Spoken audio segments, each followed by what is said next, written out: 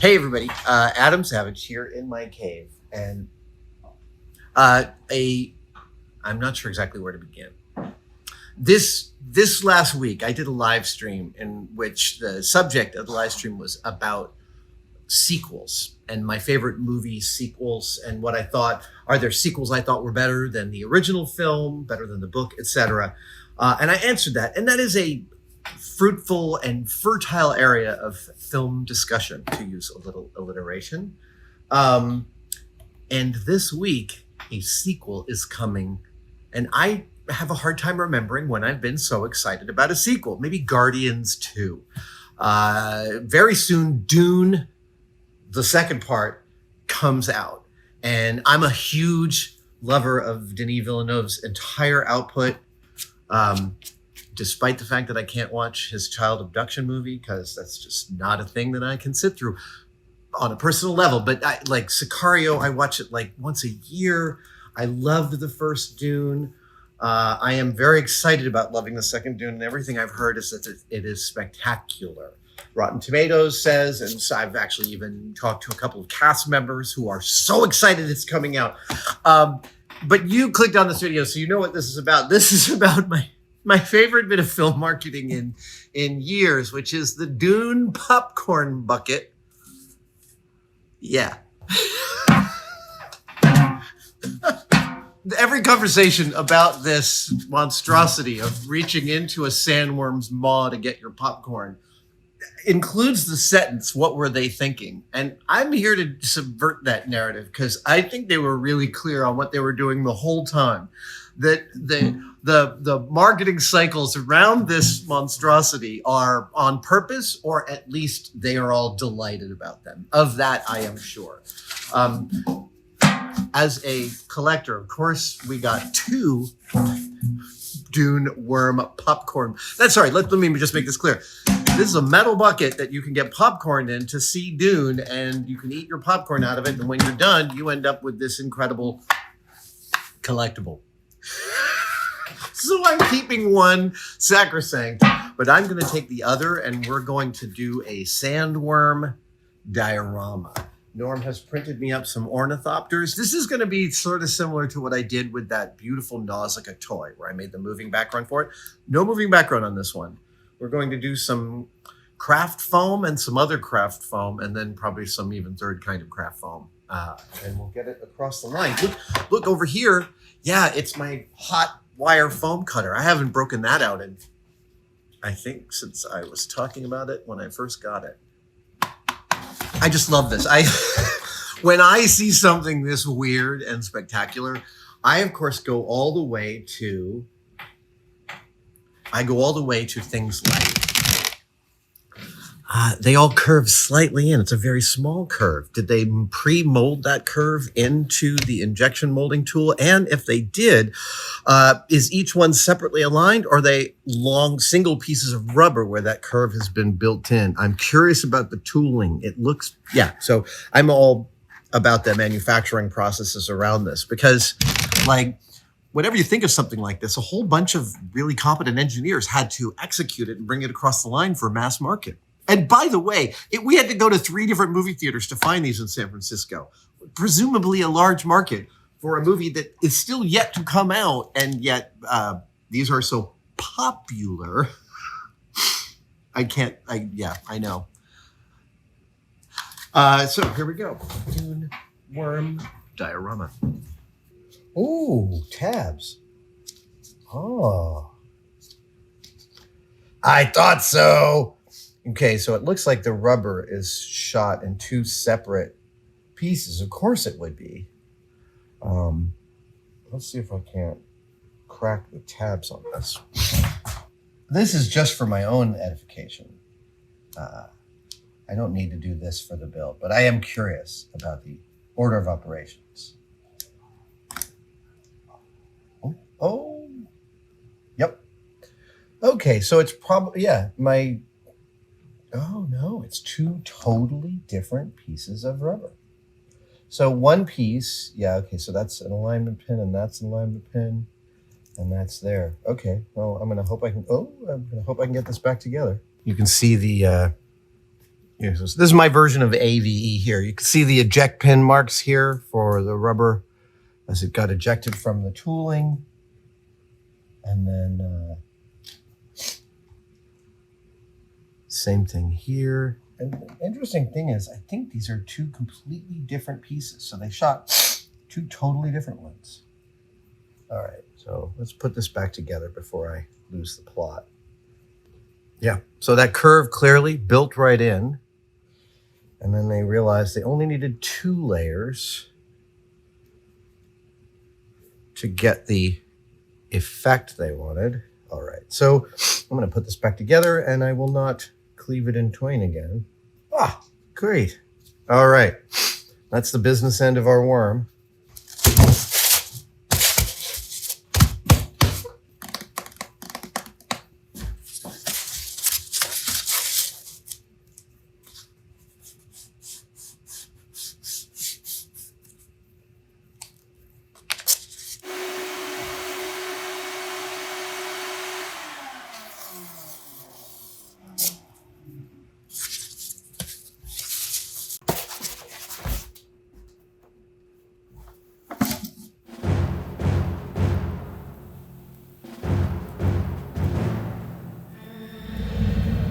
Lovely.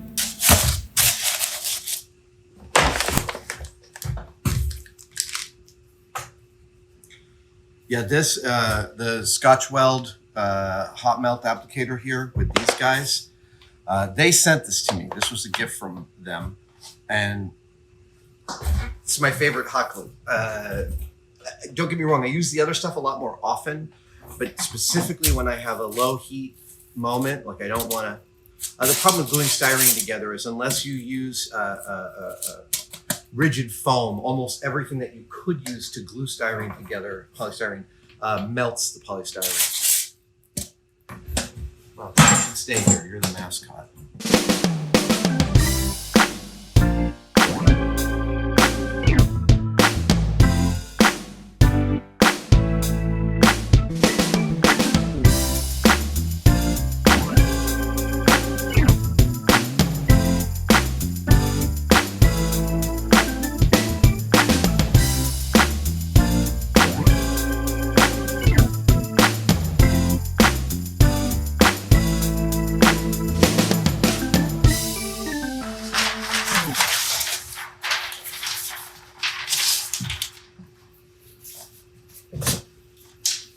So I've been sitting here wondering exactly how I'm going to get the proper sand texture onto this, and I just came up with it.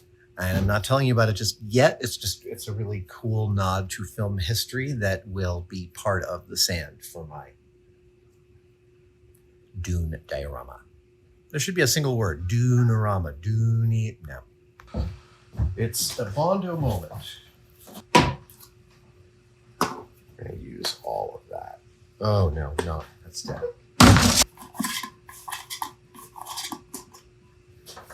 That's what I'm looking for.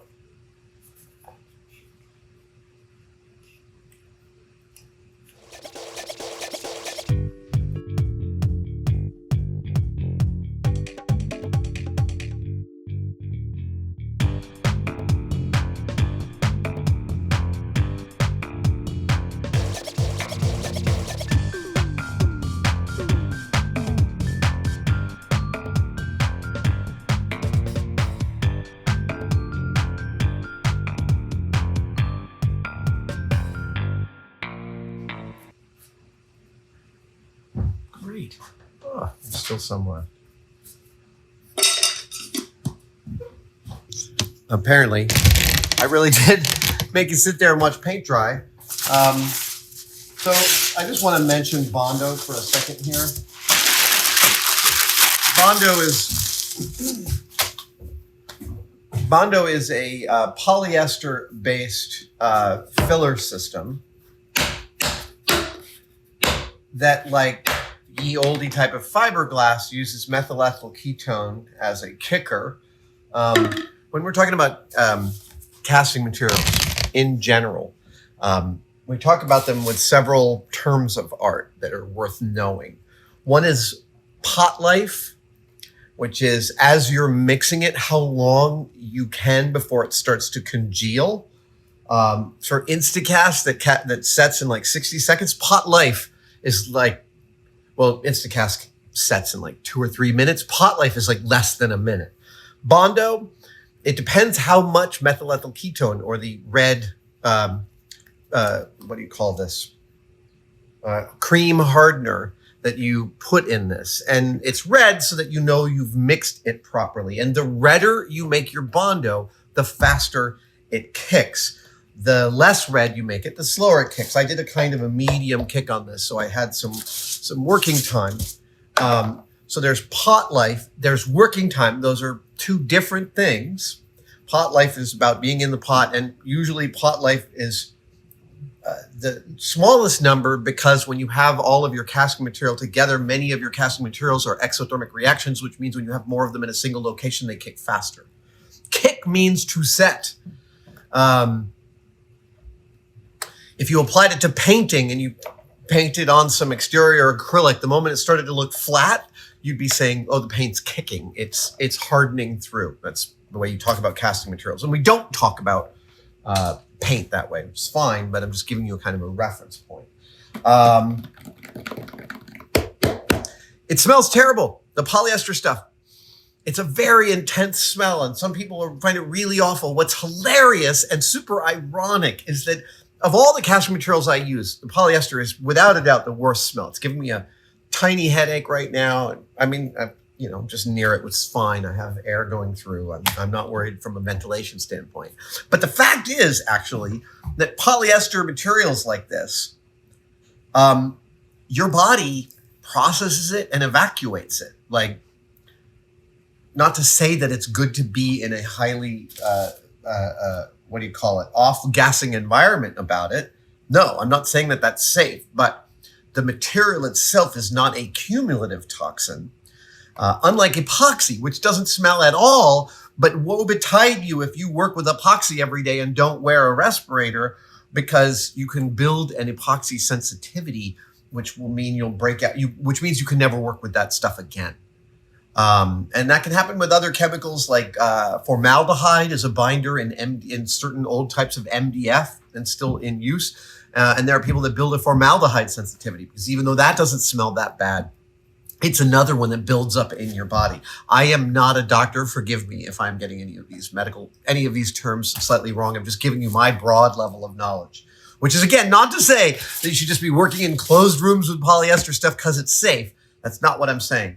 What I am saying is when this stuff enters your system, your body can process it. And it doesn't do that with all the toxins in our lives, fascinatingly. Anyway, it looks pretty gray now, which is fine. Again, we're going to be covering this over I'm going to be painting it, and then we're going to be hitting it with some sand. But until then, it's actually, it's pretty good. We got to go down it.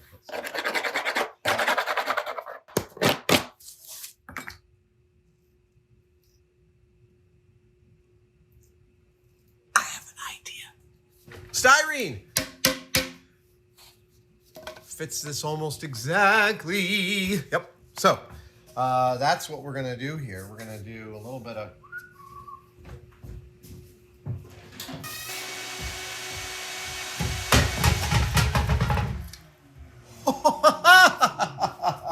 sorry, I'm very happy with myself right now. Simply just because I got that really, really close. See that?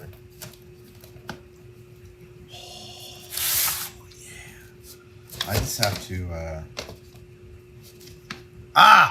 yeah, that's what we'll do.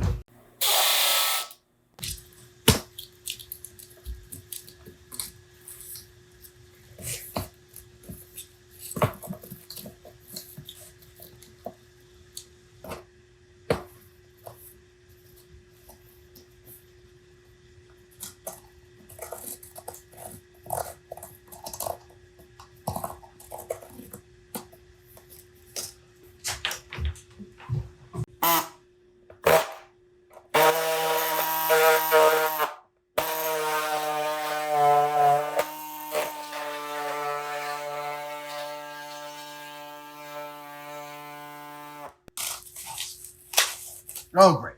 That's what I wanted. That's what I got. Okay, cool. So now I'm happy with that. And what I need to do is to make these two things together. Right. There it is. That's the one. Yeah, we'll make all that black inside.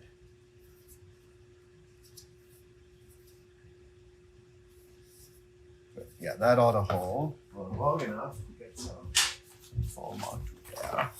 Is that thick enough? That's pretty good.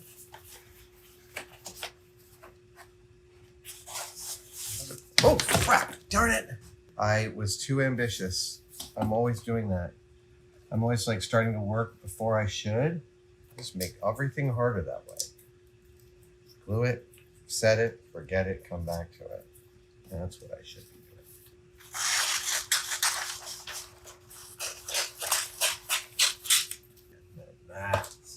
That. It's great. It's going to come out. A nice join here. Awesome. I'm using this hot knife to basically sculpt the kind of brick scales of the worm's outer exterior onto the foam.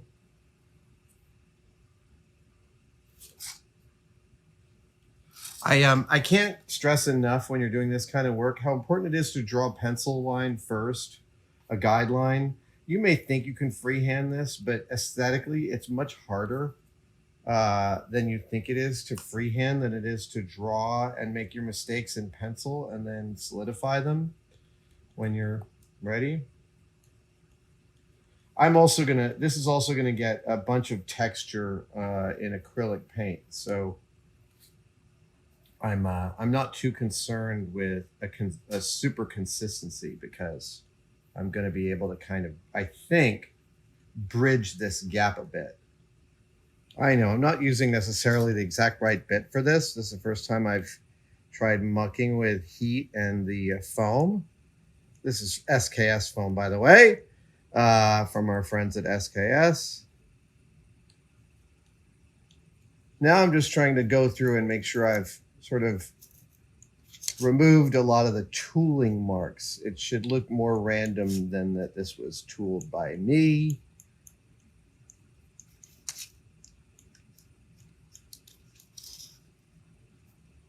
Mostly when I'm doing final checks on a piece like this, I'm just spinning it and spinning it and spinning it and like looking for all the things that catch my eye that could use a little attention and then just dealing with them one by one. Feeling pretty good about this. Now I want to get a coat of paint on all of that.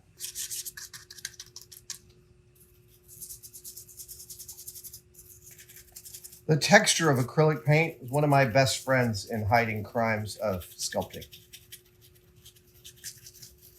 This won't get seen. That'll be all underneath the levels of action. I'm pleased. While that dries, I'm going to go off and get the sand. Okay, I have brought back my sand. So in February of 2000, I had been working at ILM for over a year and a half, and I had been hired by a local toy manufacturer here in San Francisco to make some dioramas with their toys. They made some small Star Wars vehicles, and they wanted to put a picture on the box that showed that vehicle in the same situation it would be in the movie. And they wanted a pod race. And I needed some Moss Espa sand. I specifically wanted some Moss Espa sand as a color match. And I called up Lauren Peterson at ILM, and I said, hey, I know you've been working on a blah, blah, blah. Do you have some Moss Espa sand? He's like, absolutely. I'm happy to set some aside for you. And then I drove up there a couple of days later. And I know this is February of 2000 because I dated the container. There it is, February 18th, 2000. And here's what Lauren wrote. For Adam Moss Espa Savage. And I've had this like 5 pounds of Moss Espa sand in my collection ever since. And I'm about to, sorry I keep bumping the camera, I'm about to use it on my worm diorama. I'm going to give it an undercoat. Oh, look at this. Oh, it looks so good. Look at that. It even looks like it's got the spice in it. Wow. Oh, yeah. Oh, this was like his on-set dressing sand pit. Oh my gosh, this is great. It's not too far. So then I'm going to give this that color, and then we'll worry about applying that. I've mixed it with some acrylic gel medium just to make it spread a little faster and lay down a little flatter. Oh, that is real yellow. That's fine.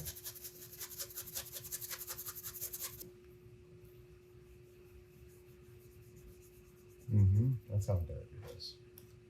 Lay it in, sprinkle sand on top.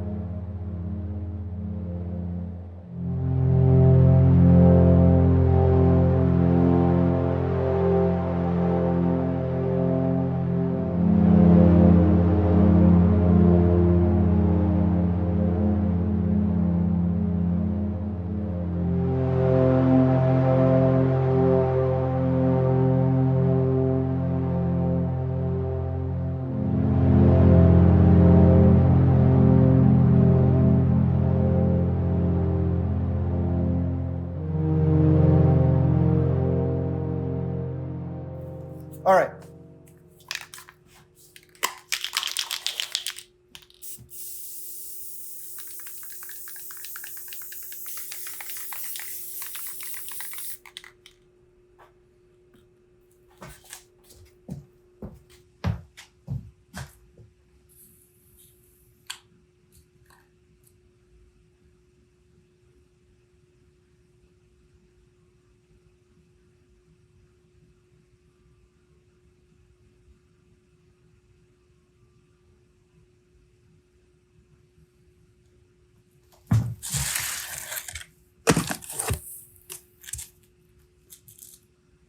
These are Z-scale figures. They're very small, but I'm going to try and find a Paul Atreides among here.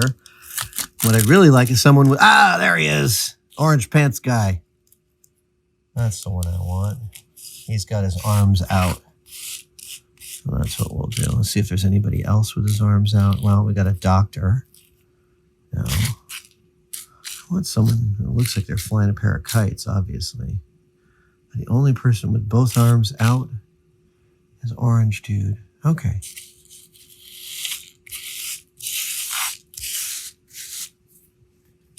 There he is. So, there's this Ornithopter. See that? It's almost exactly the right scale. Woohoo!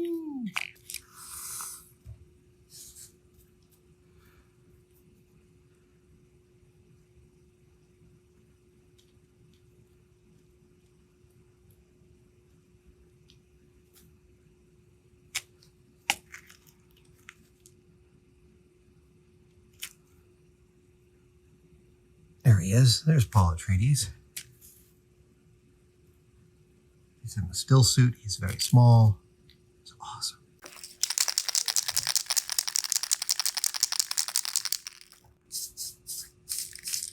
All right. As you can see, I have cut it and refined it, and I'm really happy with this shape. So I am going to I'm going to clean it up a little bit. Tape it up its edges. We'll see what I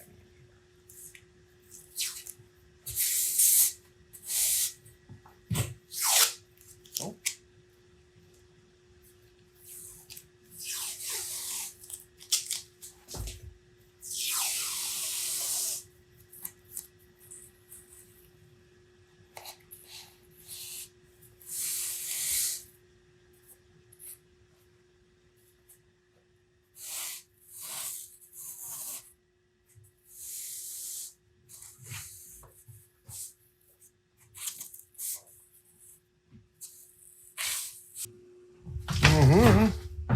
Yeah, it's looking respectable now. Very happy. So I want an ornithopter in here. Put one. Yeah. Here's how we're doing this.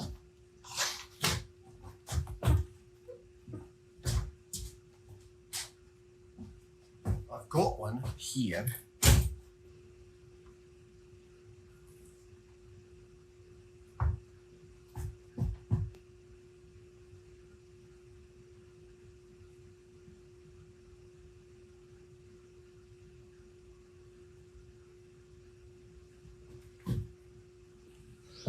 Dudes! Oh, yeah. I'm so happy with this. I'm so happy with this. It's coming along really well. I really like how it came out. I've got to do a little bit of finessing. Okay, the last thing I want to do, the final thing I want to do is put a little Paul Atreides right here. Here is my tiny Paul Atreides. There's my Kwisatz Haderach. All right. Sure, he looks like Edward Scissorhands here, but no one's going to be able to tell the difference. All right. There's my Paul. There's one of his reins for driving. Yeah, reins for driving. And then here comes the other.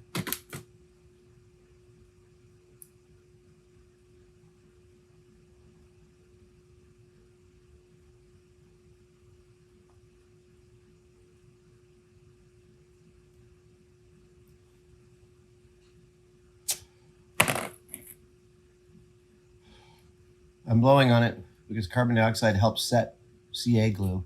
Oh, come on. No, don't do that to me. Come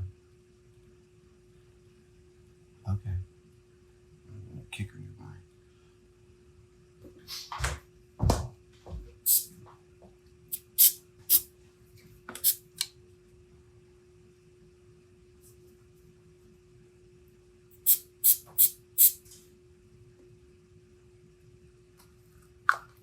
That's all it took.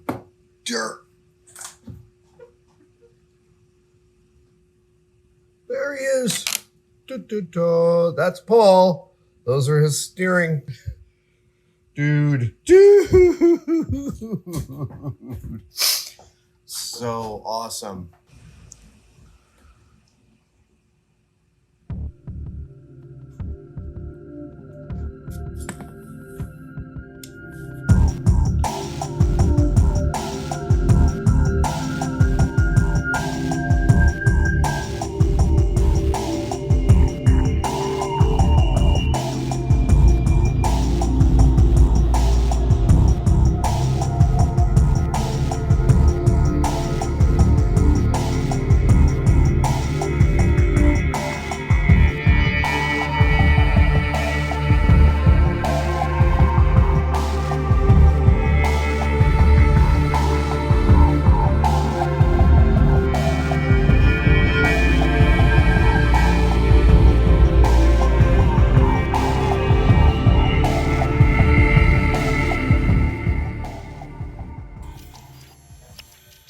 Thank you so much for watching that video. Your support allows us to make more of this great content. If you'd like to help us on a deeper level even, head over to tested-store.com because we've got stickers. Who doesn't love stickers? Our anime-inspired tested logo in Japanese. Follow the process, not the plan. It's not a process.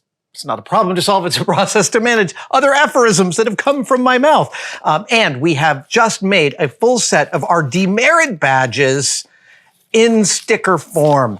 So you can cover your toolbox with all of your screw-ups and celebrate it with other makers. Thank you guys so much. See you next time.